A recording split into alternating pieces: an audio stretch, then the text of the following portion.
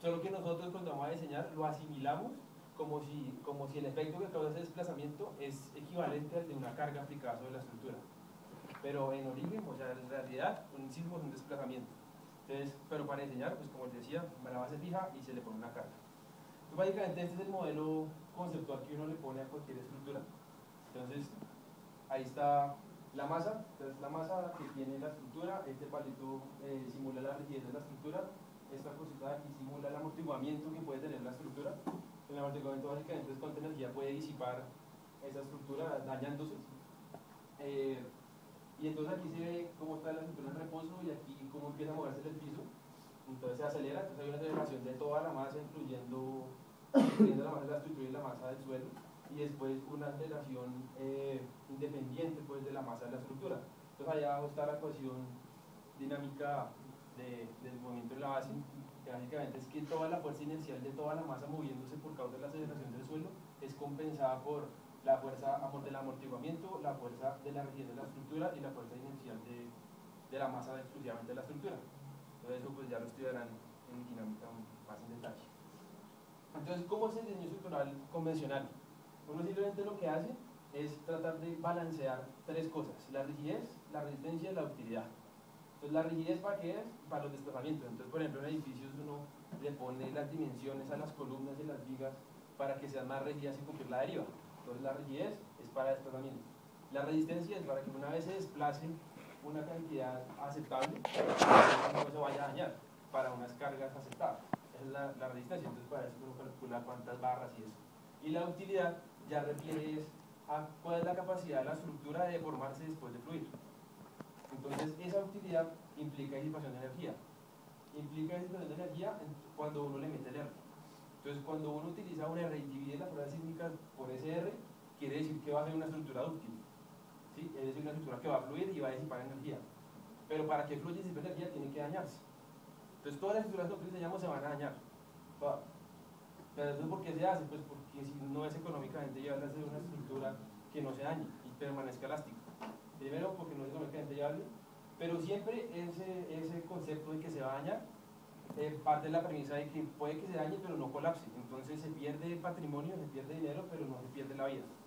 Pero entonces nos van a pensar, listo, así todas las estructuras con las que pasan con hospitales, con infraestructura vial o con refugios, que son cosas que no se pueden ni dañar, tienen que después del sismo más tremendo seguir funcionando, o si no la sociedad pues estaría en Dios. Entonces, para ese tipo de estructuras así, es que se empezaron a inventar los sistemas de protección sísmica, que buscan que las estructuras al sismo de diseño tengan un mínimo daño y sigan siendo funcionales y siga todo perfecto. Entonces, algunos sistemas de protección sísmica son la aislación sísmica, la disipación de energía, utilizar una masa equilibrante y otras cosas. La base equilibrante es, por ejemplo, el Taipei 101, que lo devuelve, bueno, eso. Y la otra dos las vamos a ver. Entonces, la aislación sísmica, ¿cómo es? La aislación sísmica, aquí se explica más o menos el concepto. Entonces, arriba está la pila de un puente que no tiene aisladores.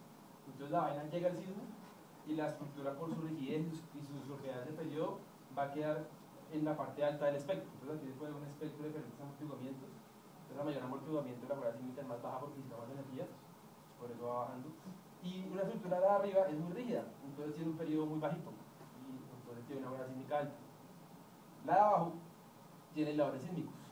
Entonces los aisladores sísmicos lo que hacen es que flexibilizan la estructura. Entonces ya no es tan rígida, es más flexible, entonces un periodo es más largo, entonces se mueve más pero más despacio, entonces se mueve todo lento, o sea, un periodo es mayor. Y si uno entra al espectro típico, la fuerza sísmica es más pequeña. Y si uno además le pone disipación de energía, es decir, aumenta el amortiguamiento, entonces baja aquí, empieza a bajar por el aumento del periodo y también baja en espectro porque es más amortiguamiento. ¿Sí? Entonces, básicamente, ese es el concepto de la aislación sísmica y la disipación de energía. Es correrse a la parte de altos periodos, es decir, de bajas aceleraciones espectrales, y adicionalmente si es necesario poner amortiguamiento para bajar aún más la aceleración. Listo. Entonces, aquí está la gráfica donde explica más o menos lo mismo anteriormente que está en la Ashton, en la guía de diseño de estructuras con aisladores. Entonces, básicamente lo que sé es que cuando uno va a diseñar una estructura con aisladores, uno le pone aisladores, entonces el periodo va a ser alto, entonces va a ser por aquí. Y su amortiguamiento va a ser más de 5, entonces se baja el espectro. Pero uno no puede reducir el espectro para todos los periodos, porque los periodos que quedan por aquí abajo se mueve la estructura muy poquito, porque es un periodo muy rápido, entonces se mueve muy rápido y muy poquito, entonces no alcanza a moverse lo suficiente para disipar energía. Entonces por eso se aplica el amortiguamiento de un punto específico en adelante y de aquí para atrás no. Entonces les quería comentar para que tenerlo claro, no a todos los periodos se les puede poner todos los periodos largos. Francisco, Señor. hasta ahí está muy bien. ¿Alguna pregunta ahí? Para hacerla por parte, ¿Todo bien? está todo claro. Es ¿Seguro? importante la participación, ¿no? No, yo entendí, o sea, uno tiene que mirar el periodo y si no le cumple, o sea, si es muy poquito no se pueden aplicar nada. No, es que las estructuras tienen varios periodos de duración, no solo uno. Entonces, uno normalmente, pues lo diseña, por el método de la fuerza horizontal equivalente, toma un solo periodo. ¿Por qué? Porque para estructuras convencionales el primer periodo mueve casi toda la masa. Pero en realidad las estructuras tienen muchos periodos de duración. Entonces, lo que les decía aquí era que puede que los primeros estén aquí grandes, pero ya el quinto, sexto periodo ya estén por aquí atrás. Entonces ya a esos no se les puede poner amortiguamiento. Pero ya esos mueven menos masa, entonces la cosa no es tan grave. A eso me refería, era eso. Bueno, entonces, ¿cuál es el objetivo de la acción sísmica? El objetivo es desacoplar la estructura del suelo, que el suelo se mueve de una forma y la estructura se mueva de otra. Eso es lo que significa aumentar el periodo. La otra es concentrar el daño en los aisladores, y es que si el sismo de cierto lugar es muy tremendo, entonces se dañan los aisladores, pero la estructura no le pase nada. Y los aisladores son fáciles de reemplazar, entonces esa es la idea. La tercera es asegurar funcionalidad antes, durante y después del sismo, a ver lo que les comentaba. La otra es que los elementos estructurales permanezcan en el rango de respuesta lineal elástico, es decir, las columnas y las vigas no fluyan. Y la última es limitar los desplazamientos de la estructura para un diseño costo efectivo. Entonces tampoco se puede hacer un aislador demasiado flexible, como entonces la estructura se movería mucho para los lados.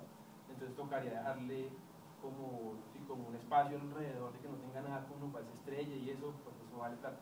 Entonces también eso toca tenerlo en cuenta en el diseño. Entonces, ¿cuáles son las características de un aislador? Son básicamente 4. La primera es que el aislador para movimientos pequeños, o sea, es decir, en el caso de un puente de tráfico, en el caso de un edificio, la gente caminando por dentro, tenga una rigidez más o menos buena, para que no se la pase bailando en la estructura, no esté aquí variado. La segunda es que para ya sismos, para cosas, movimientos fuertes, sí tenga una rigidez muy bajita, entonces puede aumentar el periodo. Esa es la segunda. La tercera es que tenga muy alta rigidez en sentido vertical. Sí, para que no sea un caucho también vertical y no esté aquí saltando, sino que sea fuerte en sentido vertical. Y la cuarta es que tenga la capacidad de que cuando se va el sismo, vuelva atrás a quedar derecho y no quede deformado. Estas son las 4 características. Entonces, básicamente aquí les quería contar más o menos una línea de tiempo bastante por encima del desarrollo de la aislación sísmica. Entonces, la primera es que este concepto fue aplicado por primera vez por los chinos y los griegos hace muchísimo tiempo, pero fue muy poco documentado y tal, y pues los chinos son por allá en su cuento, entonces, ¿quién sabe? Luego en el siglo XIX. Estuvo en China, ¿no? Estuvo en China, ustedes dos. Sí, señor. Sí, de hecho vimos unas casas por allá, y quién sabe cuántas se tenían en un sistema parecido. Y eran unas casas que tenían unos techos de un poco de troncos, ¿cierto? ¿Sí era así? Sí, eran unos troncos en el techo, ponían para jugar con la masa de la estructura. Ponerla toda la masa arriba, y entonces era un tronco con un hueco, y se entraba otro tronco, y el tronco tenía otro hueco y entraba otro tronco. Entonces era como ese juego de los tronquitos que uno mete un hueco y mete un palito y luego mete otro palito y así. Entonces el caso es que hay muchas superficies de contacto, y cuando llega el sismo eso empieza ahí a bailar, entonces hay mucha fricción, entonces se disipa energía. Básicamente ese es el concepto de las cargas. ¿Sí? Entonces allá vimos una casa bastante interesante.